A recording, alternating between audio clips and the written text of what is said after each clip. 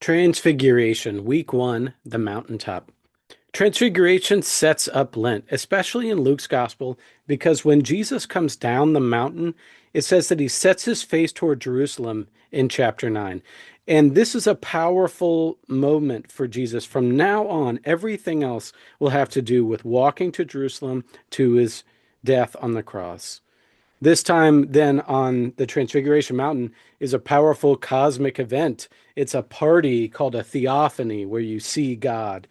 And the disciples don't know what to do with themselves. I love that they say that this is Moses and Elijah up on the mountain, but how do the disciples know that? Are they wearing name tags? Does everyone know what Moses and Elijah look like? The text says that their clothes become dazzling white, or the new version says that Jesus' clothes are white like lightning. It's almost like he's buzzing with energy, electricity in the air. It's funny that Peter is speaking and then God interrupts him.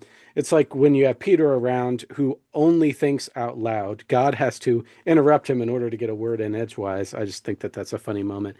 And God says, "This is my son," which echoes what God said at Jesus' baptism back in chapter 3. Except there's a new thing that is said here that God says, "This is my son," and he adds, "Listen to him." So it's saying that Jesus has gone from being the Son of God to also being the mouthpiece, the PR person of God. It says a cloud appears and it covers them. This is a symbol of specialness in Scripture when you're shrouded in mystery. It's like a moment to be kept to yourselves. And that's exactly what the disciples do when they come down the mountain. They don't tell anyone. It's called the messianic secret when you realize that Jesus is the Messiah and you don't tell anyone. And this is because what they experienced defies language.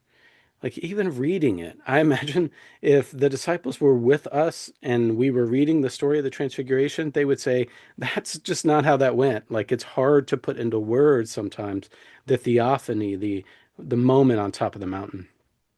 And we know that the disciples didn't want this to end. They don't want to come down the mountain. They're having such a good time. They say we should build booths, one for Moses, one for Elijah, and one for Jesus and us. This is so important in our lives when we just don't want good things to end. Sometimes something is so good, we don't want to give it up. A vacation, having our children young, a night out with good friends, and yet we know that things aren't meant to last that way. We have to come down the mountain. So the question for us is how do we carry joy from the mountain to our daily life, say in the valley below?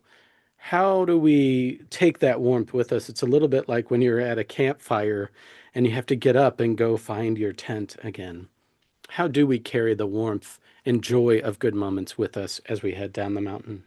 A good question for all of us to ponder.